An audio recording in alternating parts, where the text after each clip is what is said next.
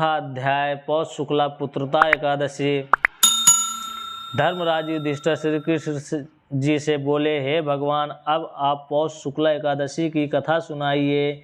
श्री कृष्ण जी बोले, हे धर्मराज, जिसके करने से अनेकों जन्मों के पाप नष्ट होकर पुत्रादि की प्राप्ति होती है, ऐसे महात्म को ध्यान लगाकर सुनो। काम, क्रोध, लोभ और अभिमान का त्याग कर फूल आदि से पूजा करनी चाहिए। इसकी पूजा भगवान नारायण के नाम से होती है।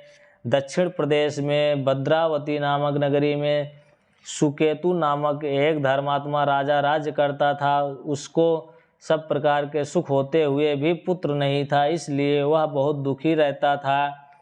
पुत्र प्राप्ति के लिए जप, तप, यज्ञ और दान आदि करने पर भी जब पुत्र प्राप्ति नहीं हुई तो वह दुखी होकर राजपाट छोड़कर जंगल में चला गया। वहाँ भूख प्यास से तड़प आत्महत्या करने का विचार करने लगा। एक दिन व्याकुल होकर भगवान से प्रार्थना करने लगा कि हे भगवान, मैं बहुत दुखी हूँ, मेरी रक्षा करो। इतनी कथा को कहकर श्री कृष्ण जी बोले, हे युधिष्ठिर, इस प्रकार भक्त की सच्चे दिल की प्रार्थना सुनकर मुझे दया आ गई और मैंने उसके समस्त पाप क्षमा कर दिए। तब उसे एक आश्रम दिखलाई पड़ा। वहाँ बहुत से ऋषि तपस्या कर रहे थे।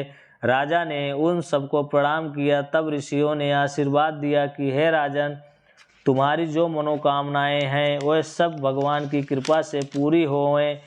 हे धर्मराज, मुनियों के आशीर्वाद देने पर राजा ने निवेदन किया कि हे मुनीश्वरों, यदि आप मुझ पर प्रसन्न हैं तो कृपा कर ऐसा वर दीजिए जिससे मुझे श्रेष्ठ पुत्र प्राप्त हो सके।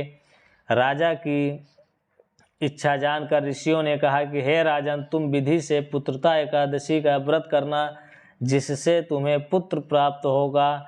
हे धर्मराज, ऋषियों की आज्ञा से राजा ने पुत्रता एकादशी का विधि पूर्वक पूजन व व्रत किया, जिससे उसके धर्मात्मा सदाचारी बेटा उत्पन्न हुआ और राजा अंत समय मोक्ष को प्राप्त हुआ।